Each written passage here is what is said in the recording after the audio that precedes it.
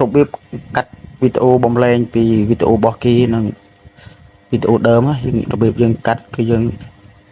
ចូលមកកម្មវិធី CapCut មកនេះចូលកន្លែង CapCut នេះ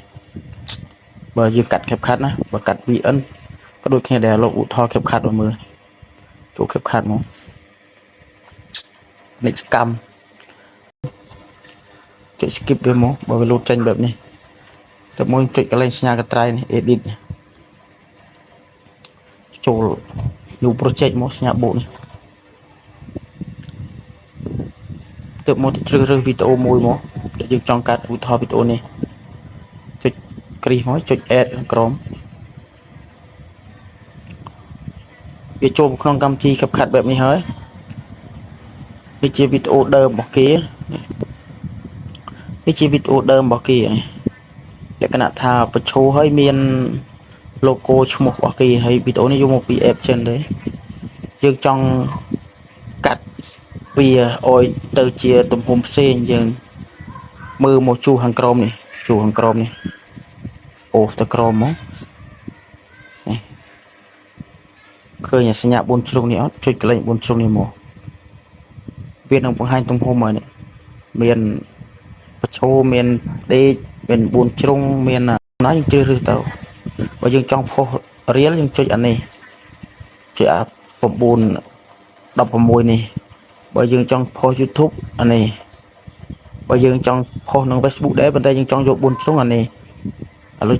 ឧទាហរណ៍ថាយើងយកអានេះមួយចង់ផុសរៀលចុចអា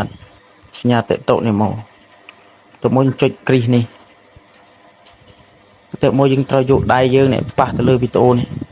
យកដៃពីរប៉ះហើយយើងពន្រីកវាមកនេះយកដៃយើងប៉ះទៅលើអាវីដេអូនេះណានេះវីដេអូខាងក្រោមនេះប៉ះមកយើងយកដៃយើងមកប៉ះឲ្យលើនេះមកពន្រីកមកនេះឃើញមានផ្ទាំងអាបន្តិចពើខៀវនេះទេនេះជាទំហំវីដេអូដែលយើងពន្រីកមកយើងចង់ពន្រោមយើងចុចពន្រោមជាមកចង់ពន្រីកយើងពន្រីកមកនេះយកដៃម្រាមពីមកប៉ះទៅលើហើយស្បេតវាមកពន្រីកវាពេញអេក្រង់បាត់ logo គេមកនេះ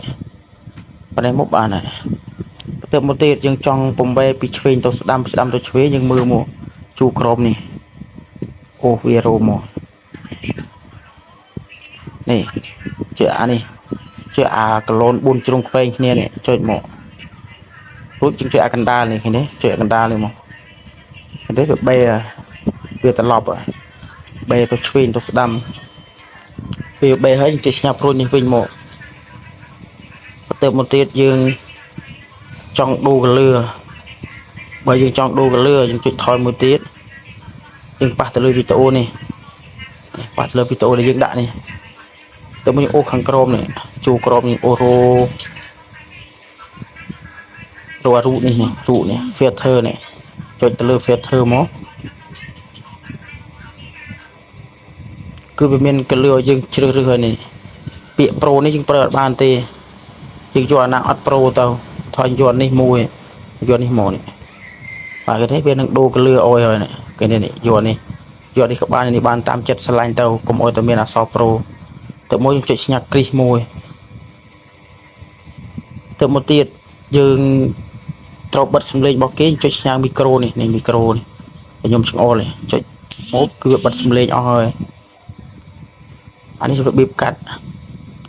ឬបញ្ចូលសលេងចូលអីយើងបញ្ចូលខ្លួនឯងទៅនេះថយមកវិញមកយើងចុចកន្លែងនេះបញ្ចូលសំឡេងដើម្បីបញ្ចូលសលេងនេះគ្រាន់តែបង្ហាញពីរបៀបកាត់បន្តិចបន្រោមទេកែតម្រង់ពី4ជ្រុងឬក៏បញ្ឈរអីណាទៅតាមការចង់បានប្រាប់រួចហើយពេលដែលយើងកាត់រួចហើយយើងបញ្ចូលសលេងរួចហើយយើងចង់ save ទៅសញ្ញា save មានហើយ